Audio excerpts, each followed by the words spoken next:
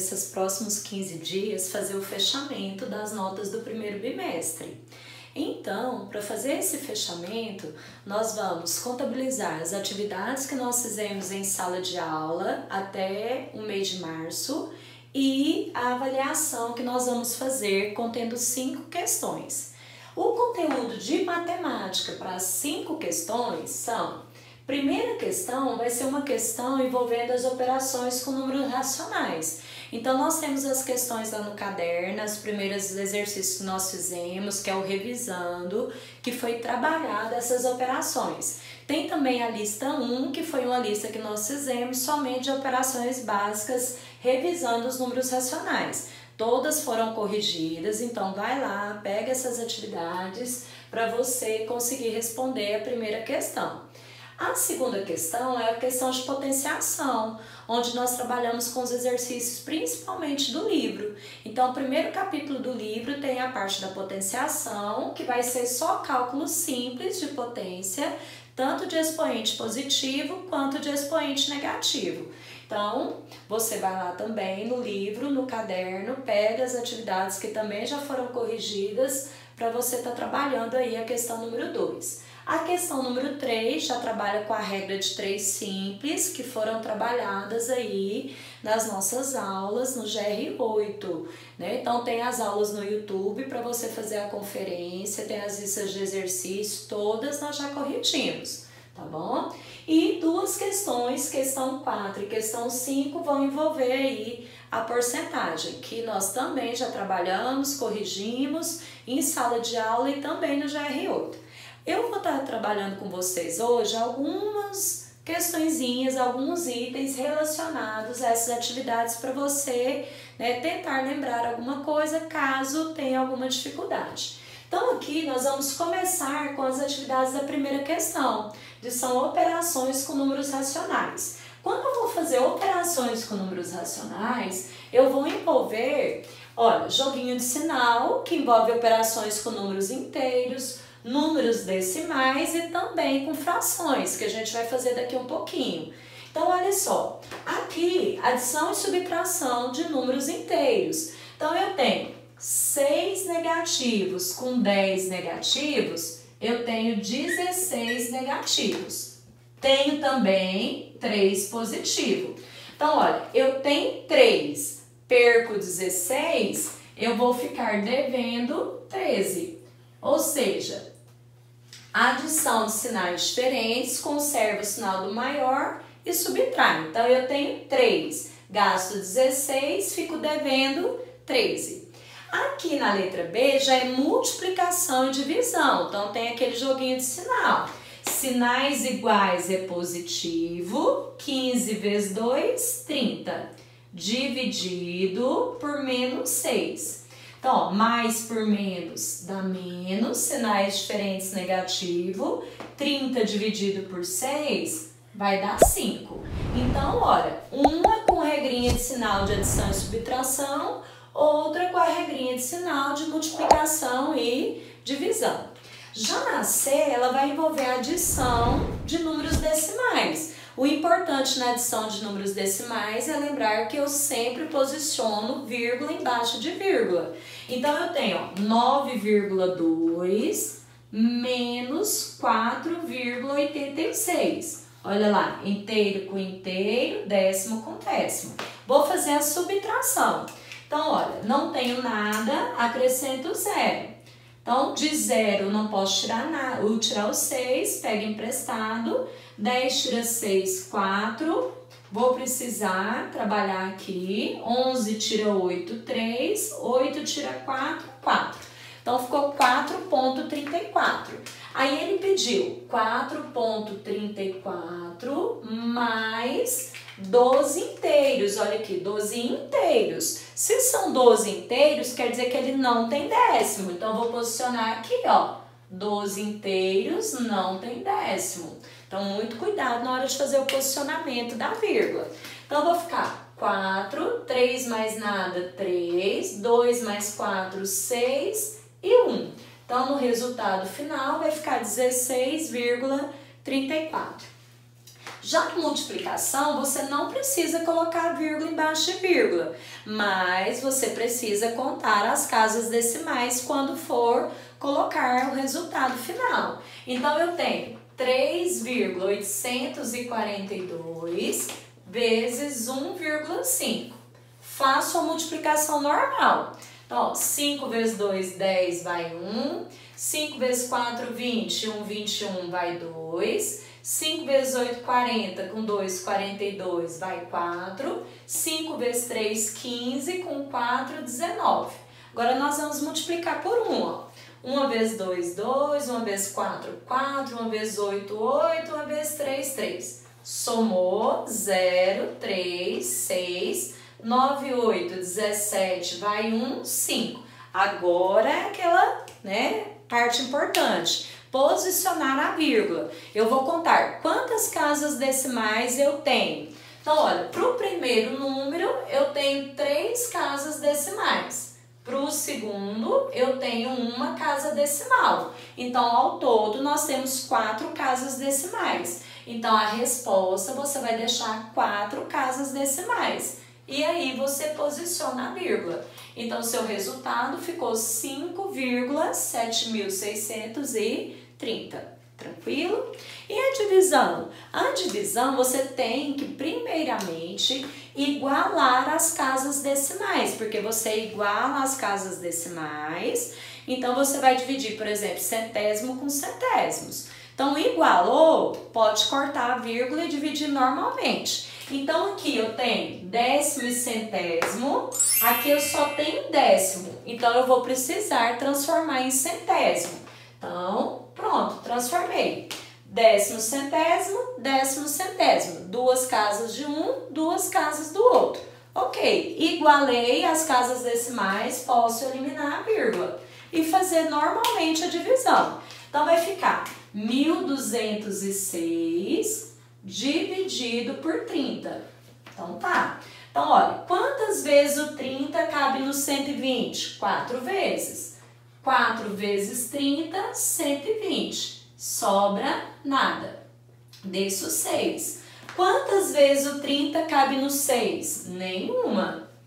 Continuo com 6. Professora, 6 não dá para dividir por 30. Não. Então, eu acrescento 0 e a vírgula. Ok? Então, ficou 2 vezes 30, 60, sobra nada. Então, vai ficar 40,2. Lembre que quando você for responder a avaliação, deixe todos os cálculos lá. Você pode digitar os cálculos na sua avaliação ou fazer numa folha, tira a foto e anexa no arquivo, tá bom? Vamos lá. Agora eu vou fazer, para terminar a parte 1, a confração. Quando a gente está fazendo com as frações, é importante, quando você assistir o vídeo, pega essas questões aqui da revisão e coloca no caderno. Revisão de matemática, tá bom? Porque você não vai ter como caber no vídeo na hora da avaliação. Então, já faz no caderno, organiza, para você ter uma base para você responder. Agora, com as frações, você tem, primeiramente, adição e subtração. Adição e subtração nós trabalhamos muito em sala e vocês sempre, falaram que queria fazer pela borboletinha. Então, você pode usar o mínimo múltiplo comum ou pode fazer por borboletinha, não tem jeito. Pode escolher aí. Então, vou ter 3 vezes 2, 6, mais 5 vezes 1, 5. Embaixo, 5 vezes 2, 10. 6 mais 5, 11. Então, eu tenho 11 décimos. Se for de menos, o mesmo processo, ó. Você vem aqui na G. Eu tenho menos meio, menos 2 terços. Olha, o primeiro é negativo, faço a asinha. 1 vezes 3, 3. 2 vezes 2, 4. Embaixo, 2 vezes 3, 6. Eu devo 3, devo 4, eu devo 7. Então, menos 7 sextos. Se for multiplicação, vocês até falaram que era a operação mais simples com a fração. Porque se for multiplicação, ó, 2 terços vezes 1 quinto Basta eu multiplicar, porque agora é uma multiplicação.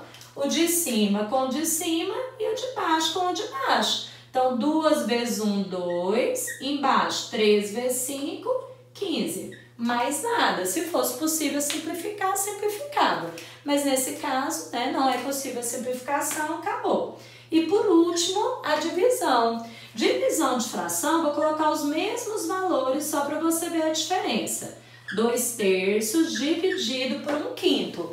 Divisão, em vez de fazer numerador com numerador e denominador com denominador, eu inverto, né? Eu faço numerador com denominador. Então, ele vai ficar 10, 3 vezes 1, 3, 10/3. Ou você utiliza aquela regrinha também que nós trabalhamos em sala. Repete a primeira e multiplica pelo inverso da segunda. Inverteu, vai dar a mesma coisa, olha lá, 10/3, ok? Então, a primeira parte da nossa avaliação é fazer operações simples, operações básicas que a gente fez no nivelamento com números racionais. Depois, a segunda questão, ela vai trabalhar com a parte da potenciação. Lá na parte da potenciação, deixa eu apagar aqui, não esquece de registrar, hein? Então, lá na parte da potenciação, você vai trabalhar tanto com o expoente positivo quanto com o expoente negativo. Deixa eu apagar tudo aqui, porque já...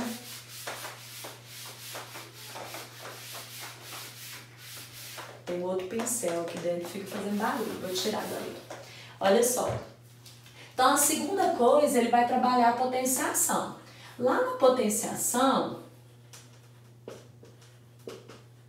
você tem um cálculo de multiplicações de bases iguais. Lá no YouTube tem um videozinho que fala só de cálculo de potência. Depois, se você quiser assistir também para reforçar, tá bom? Então, olha só. Se eu tenho lá 2 elevado ao cubo, eu vou fazer multiplicações de número 2. Eu tenho a base 2 repetindo 3 vezes. 2 vezes 2 vezes 2. 2 vezes 2, 4. 4 vezes 2, 8.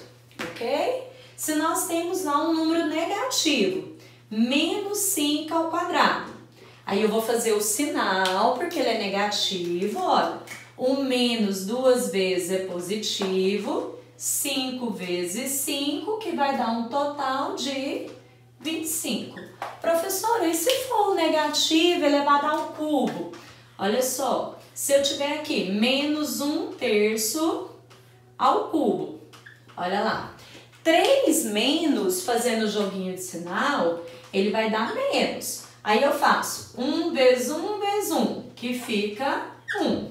E o 3? Vou na parte de baixo, fração, a única diferença, você faz numerador, depois faz denominador.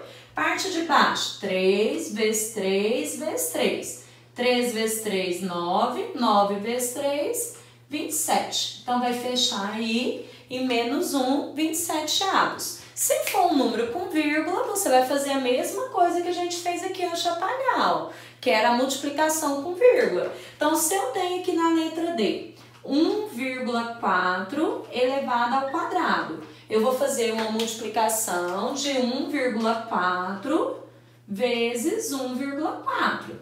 Então, ó, 4 vezes 4, 16, vai 1. 4 vezes 1, 4 e 1, 5. 1 vezes 4, 4. 1 vezes 1, 1. Então, vai dar 6, 9 e 1. 1,96. Então, a minha resposta, 1,96. Tem também os casos especiais, né? Então, por exemplo, todo número elevado a 0, né? Nós já trabalhamos em sala, tem também um videozinho lá no YouTube dos casos especiais. Todo número elevado a 0 é 1. Quando a base é 10, a gente fez até esses dias na notação científica, né? Então, se eu tenho 10 ao cubo, eu tenho o número 1 com 10, com 3 fatores 10. Se eu tenho 3 fatores 10, eu tenho 3 zerinhos, ok? E para fechar aí a parte da potenciação, você tem que prestar atenção quando o expoente é negativo. Então, muito cuidado lá na hora de responder a avaliação nesse sentido. Quando o expoente é negativo, você não pode esquecer de inverter a base. Então, o expoente negativo, primeiro eu inverto a base, depois eu calculo. Então, se eu tenho lá assim, ó, 5/4 elevados a menos 2. Olha lá o expoente negativo. Se ele é negativo, primeiro eu vou inverter a base. Então, vai ficar 4/5 ao quadrado. Aí, você faz normal.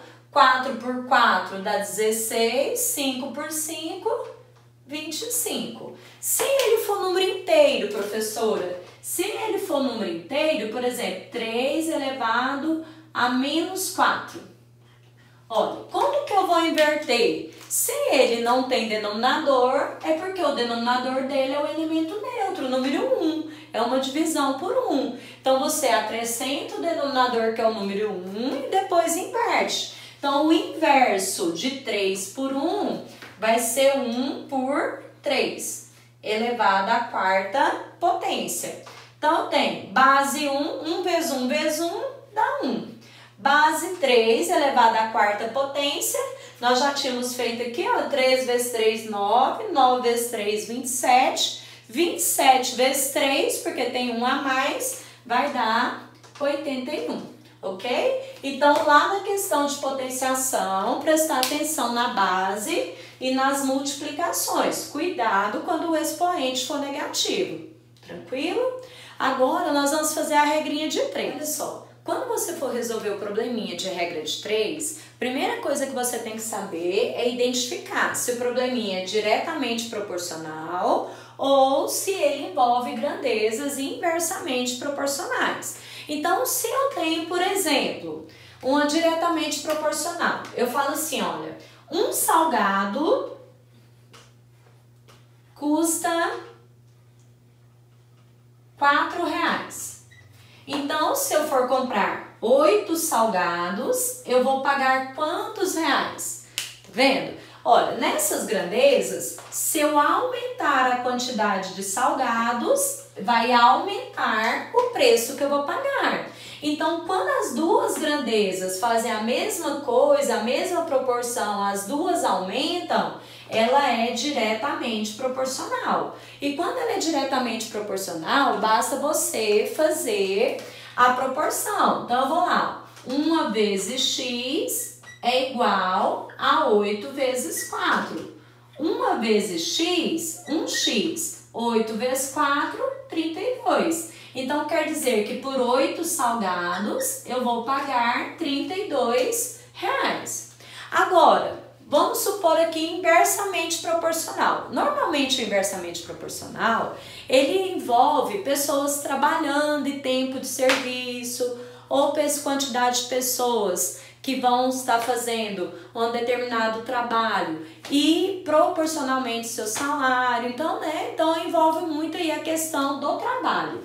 Então, olha, eu coloquei aqui, com 8 eletricistas, fazemos a instalação de uma casa em 3 dias.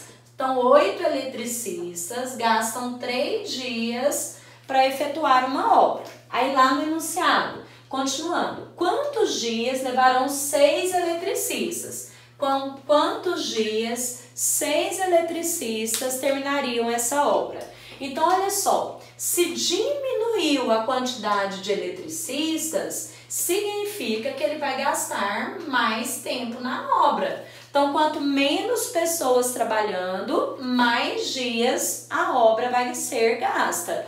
Então, ó, um aumentou, o outro diminuiu. Ela é inversamente proporcional. Quando ela é inversamente proporcional, você tem 2 métodos que você pode utilizar.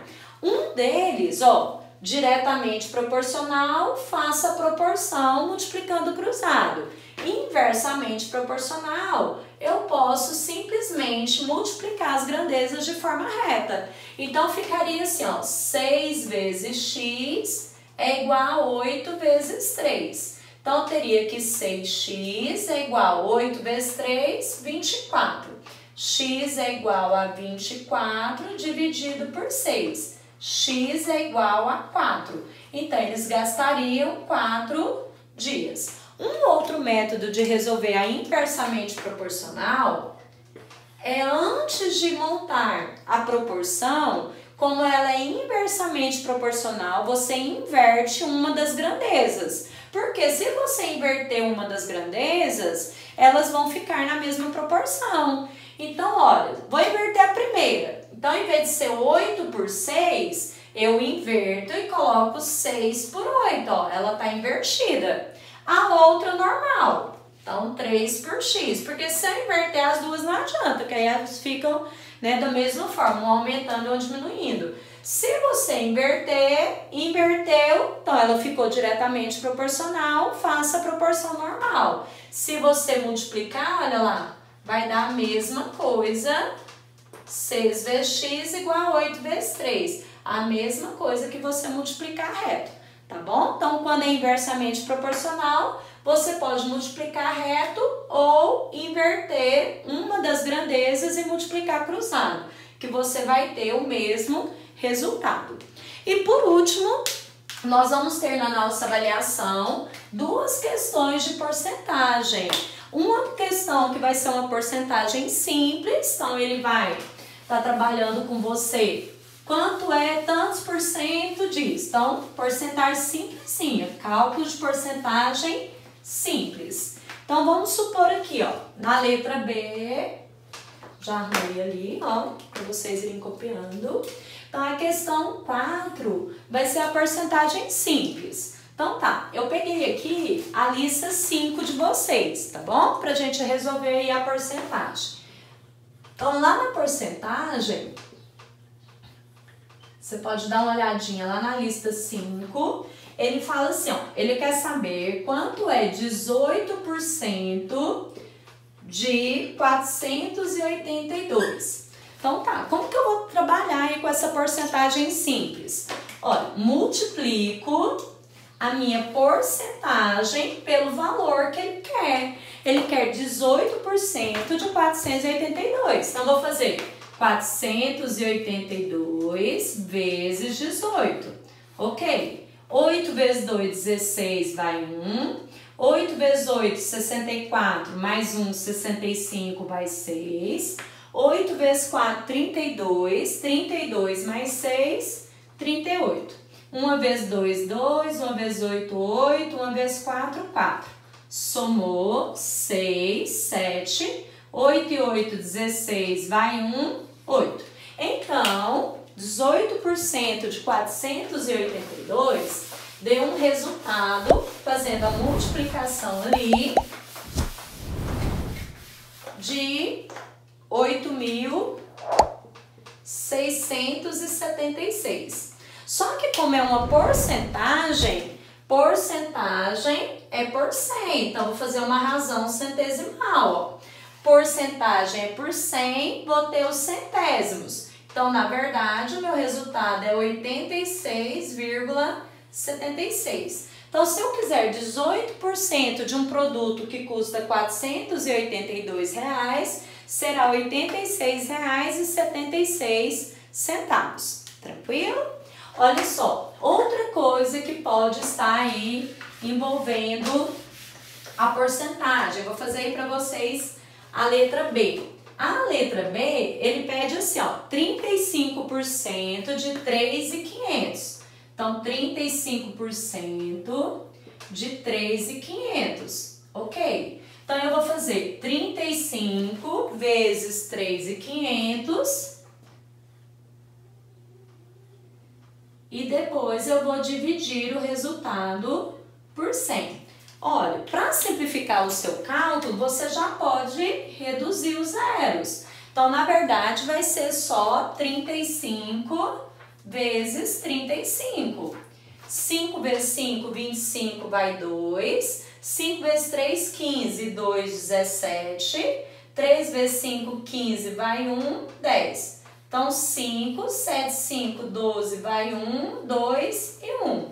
Então, deu 1.225. A outra opção que pode estar sendo cobrada na avaliação de porcentagem, que dá referência aí à questão 5, é que envolve porcentagem e regra de 3, que nós também trabalhamos aí nas nossas listas. Lembre que tem o vídeo resolvendo toda essa parte aí de porcentagem lá no YouTube, tá bom? Então, a questão 5,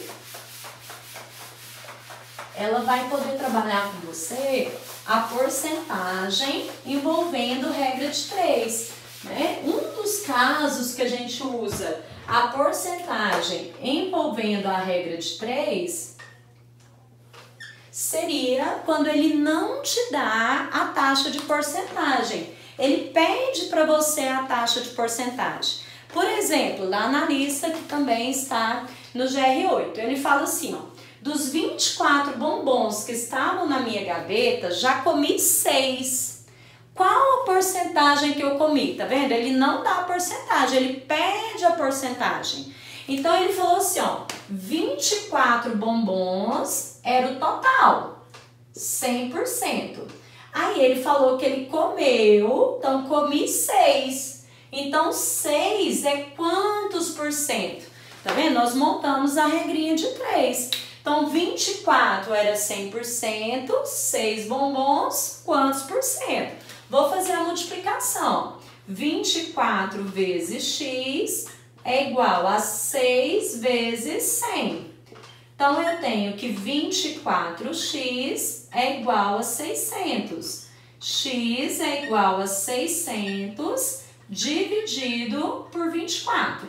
X vai ser igual. 600 dividido por 24 vai ficar 25%.